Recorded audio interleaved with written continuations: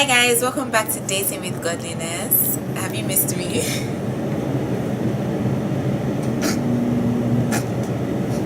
Okay. Hi guys, welcome back to my channel, Dating with Godliness, and today I have a special guest. I hate we look alike. Okay, so I have my sister here. What's your name? Introduce yourself. My name is Adedolapo Esther Balogun. Okay, so what we're going to talk about now is while you wait, and it's pretty much what you should do during your single season. Your single season is very important. I feel like that is the time when you get to, like, I wouldn't say groom yourself, but you develop yourself, you get to know yourself more before you move to someone else. You understand yourself, you understand what you like, you know what you want to do, where you want to be, what God has called you to be, and you kind of have that time with yourself before you then enter a relationship. I don't think anybody has ever not had a single season, so this is something that everyone can relate to. So we're going to be talking about what you should do, or what we think you should do, Bible's perspective, different perspective, and yeah. So let's get started. So I think the first question is, what should you do? What are some of the things that you should do while you wait? Like, do you have any experiences? I would say, like, while you wait, you should definitely, if you're in a relationship with God, I think is your single season is like a period where, you know, you get to know God for yourself. You get to, learn about God's love. Because I believe, like, if you don't understand God's love, for you, you won't be able to, love yourself well and love others. So knowing God's love, developing your intimacy with God, and developing your relationship with God is very important. And also getting to know yourself, getting to know, what you like, what you want in another person, like in your future partner, the person you'll be in a relationship with in future, and just like having fun, enjoying this season and the process. I think that's very important, because oftentimes while we're waiting, we could just spend time like, fantasizing about who we want, or just like being sad about it, like, oh my God, I'm single, all my friends are in a relationship, all of that.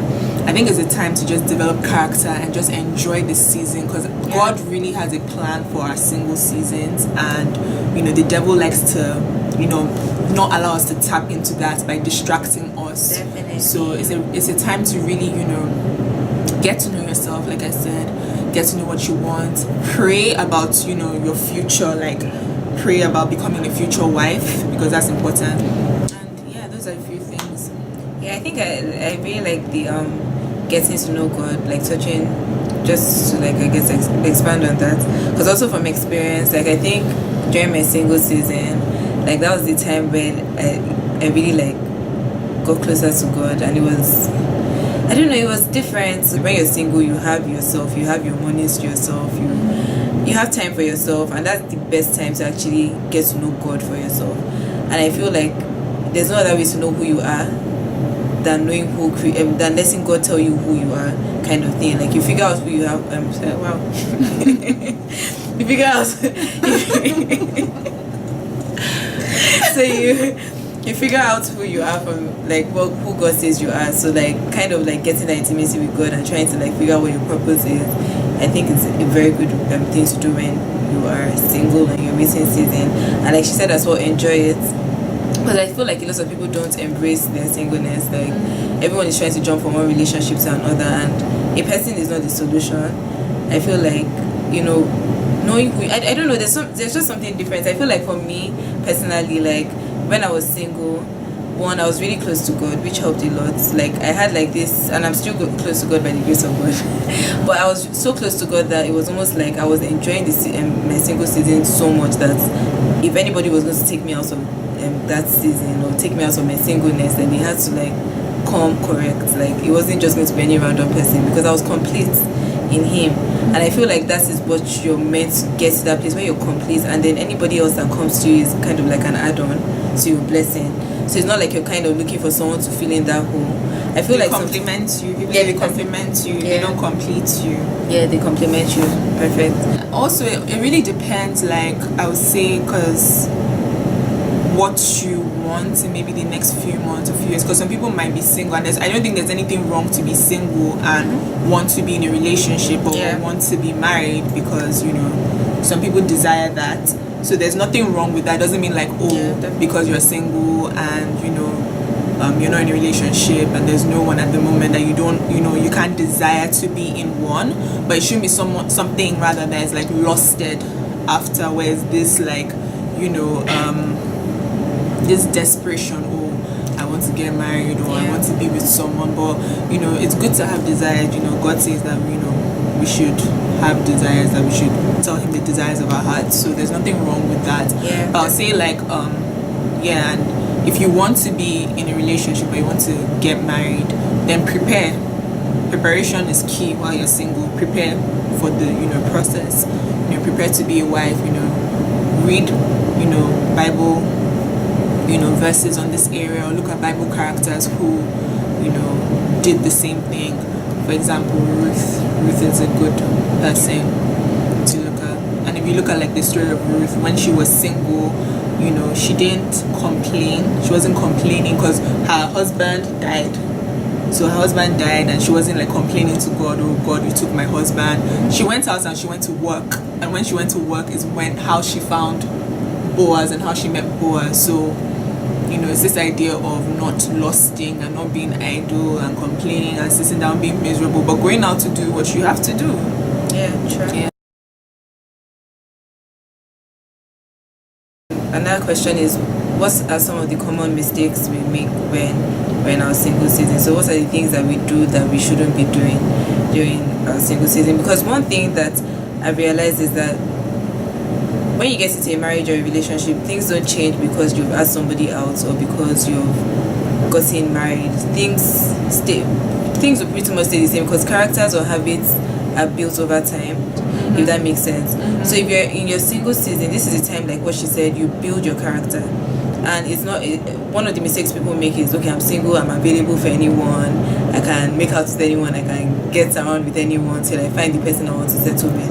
But like in your single season, especially from a Christian perspective, this is when you build that self-control. Because if you're able to say, okay, yes, I'm going to keep myself pure, I'm going to make sure that till the right person comes, until I'm married to that person, I assess the person. I don't let lust or sexual desires get in the way. Then it helps you when you're also in a relationship.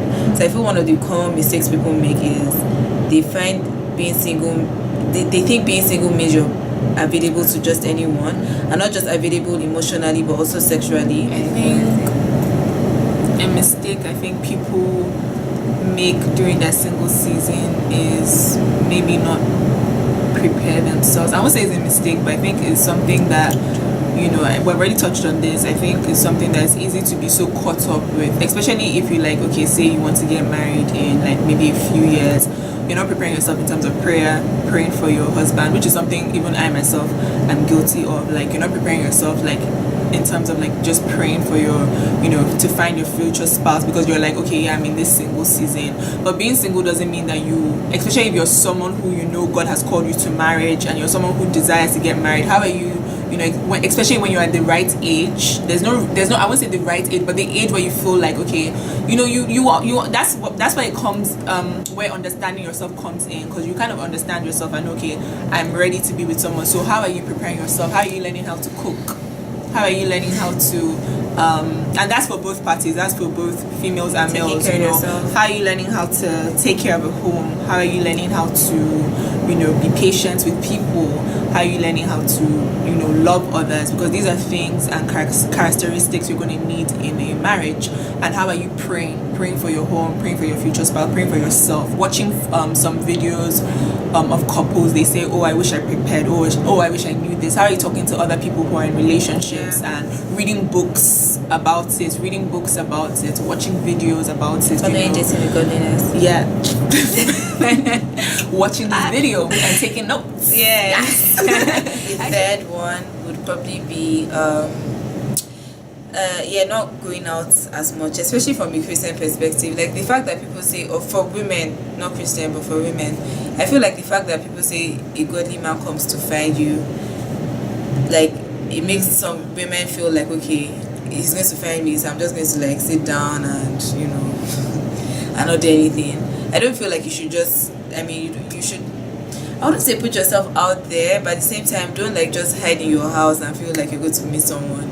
Go out a little bit, go out with your friends, your single friends. Go for weddings, go out, look nice. I mean, look approachable as well. Don't just hide out. Like this is just like in reference to a comment someone or a statement, it was a question actually, that someone at my church asked. So we're just having like a youth service, and a girl asked, okay, so like she hasn't found anyone in the church, and our pastor stated something and said, sometimes you have to like change, not change your circle, but change the places you go. And that doesn't mean like you have to change your whole life, but go to different places. And I'll add something to that, but go to different places, try new places. If you feel like, oh, I'm not finding the person I want where I am, then go somewhere else. You don't need to change your church, but try a new church. Maybe one Sunday, go with a friend to a new church. It helps you spiritually because you kind of see what other people in the body are like doing, and it's also encouraging. And do that, but also go to places where if you like a certain type of person, then go to those places. If you like someone who likes to read, you can go to a book club. Someone who's into fashion, go to like a fashion show, and you're likely to meet the person that you like. But I have a mistake. I think people just came to me, and this is like kind of like from personal experience. I think it ties in with what you said initially about just like kind of like dating several people. Yeah. But I think one mistake we make when we're single rather is like not guarding our hearts enough, because the thing is like when you are with someone, it's not like there's less of a possibility it's less likely for you to cheat, but because you're like committed to someone, in a way it is. But when you're single, there's more room for temptation, because I feel like when you're with someone, you can be, especially when you're married. Actually, when you are married, you can be physical with that person.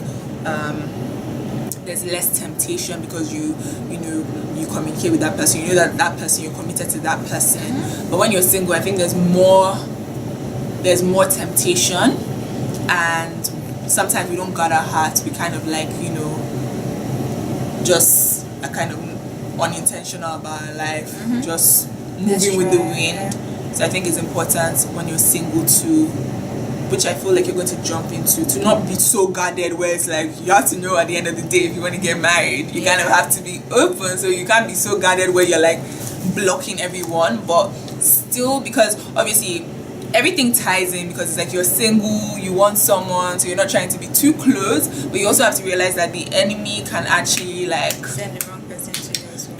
He can take advantage of that single season if you don't guard your heart. I think it's important that while even as a guy, as a girl, as you pursue someone or you see someone you're attracted to and you want to pursue that person, you're still guarding your heart. So even when you're in a relationship, it's still important to guard your heart. I mean, it's important to guard your heart every time, but you just have to be like really careful, understanding that this is a time where the enemy can just really like take advantage of that season if you're not guarded. So as much as you want to open yourself up to people, in terms of getting to know people, I think it's important that you still guard your heart.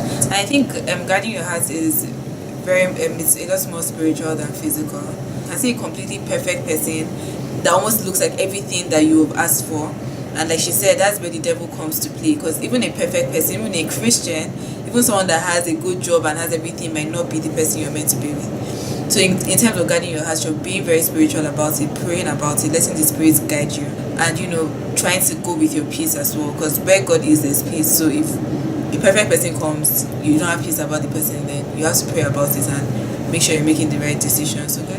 So I think another one that and she touched on that as well, that people I guess I wouldn't call this a mistake, but people are very picky. In your single season, it's almost like you it's not that everybody that comes to you accept, and it almost seems like a contradiction, but at the same time you should be open to talking to people. And it starts with, first of all, asking God, okay, is this the right person that I should talk to? And then getting to know the person for yourself, right? So I feel like some people get too picky, like, okay, I want a tall guy, I want to say, and those preferences are not bad, but most times I realize is that you don't always end up with the preferences that you want. Like, people say, I want a bed gang, he needs to be tall, he needs to be light skinned, he needs to be this, or she needs to be fit, and then you end up seeing the person they get married to and it's a complete opposite. And it doesn't mean that you're not happy in your marriage. It just means that sometimes those preferences or those physical things that you look for, they end up not being like the decision maker or the deciding factor. I think you should definitely have like a standard. You should Yeah. know what you want. I would say do not be so there's nothing wrong with having a preference physically, but it's more of like character. I think your standard should be based on character, compatibility, things like that, and know what you want. And if someone doesn't match your standard, pray about it. Don't just be washed by the physical. Don't, like, it's so like, because for me it's something that I always tell myself, because I can see someone who's really good looking and I'm like, oh my god, he's so good looking, and you want to talk to that person comes to talk to you and you're like, oh, you're so washed by how he looks. But then I always like, and I feel like the Holy Spirit always tells me, like, but who is that person? I think that's the most important thing, because you can be easily washed by how people look, and it's more than that, because how someone looks is not going to sustain you in a marriage. So I think that is all for today, guys. Anything else you want to say? Any last words of advice? I would say enjoy your single season. Yes, enjoy it. Enjoy the process. One Bible verse I love and I've learned over the past years is that do not awaken love before it's time. So be patient. I think when you're single, one thing you really learn is patience. You learn self-control. You learn a lot of character traits that are very important that you actually need when you're going into a relationship. Own your single season, enjoy it, and at the right time you find the right person. Yeah, so I think I'll just do a summary of everything I've said, because I think we've kind of touched on a lot of things. Yeah, so some of the things that we touched on was, one, be content in your singleness, embrace your singleness. It's a time to get to know God and to get to know yourself. Put yourself out there, but put yourself out there in a way that it doesn't seem like you are desperate, right? Guard your heart. So guard your heart. Because you're single doesn't mean you're available for everyone. So yes, be guarded. Yes, don't be too picky. Yes, you have your standards, but then at the same time it should be based on who God wants you to be with, and then it should be godly standards. Don't be too picky with the people that come. And prepare yourself. Yeah, and prepare yourself. Make sure you're prepared. This is the time for you to prepare yourself, for yourself and also for the person that you want to be with. Taking notes. Yes. Yeah, and watch more of Dating with Godliness. Okay, so if you enjoyed this video, please like, share, and if you haven't subscribed, actually I should let you do the exit. Yes. So it's been a fun time dating with godliness. I'll be back. Yes, and you're gonna see this face a lot. Okay. Okay. So if you liked this video, if you enjoyed it, please like, so we know like what type of content. She knows what type of content you like. Do share. Yeah, we know what we just. Oh, okay. That's I to take over. Okay. Share. You don't know who might need this. Bless somebody. And subscribe if you haven't subscribed. I mean, you're getting free content. The least you can do is subscribe. All right. Okay. And yeah, comment down below. How you are enjoying your single season. Let a sister or brother know. Yeah, share your experiences in the comment section. And yeah, see you later. Bye.